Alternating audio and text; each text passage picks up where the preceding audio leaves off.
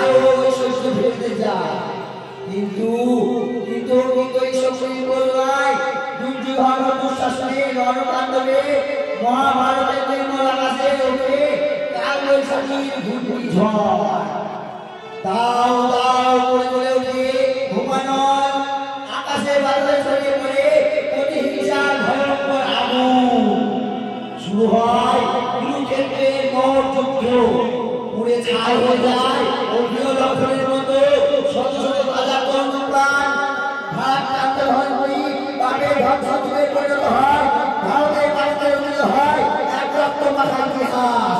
সেই ঘটনাকে কেন্দ্র করে রচিত শুরু করতে চলেছি জোরগাছা বিনয় কারুকারের নাট্য সংস্থার পক্ষ থেকে এবছরে সর্বশ্রেষ্ঠ পশু সদন পৌরাণিক যাত্রাপালা কুরুক্ষেত্রে কাজে দুর্যোধন।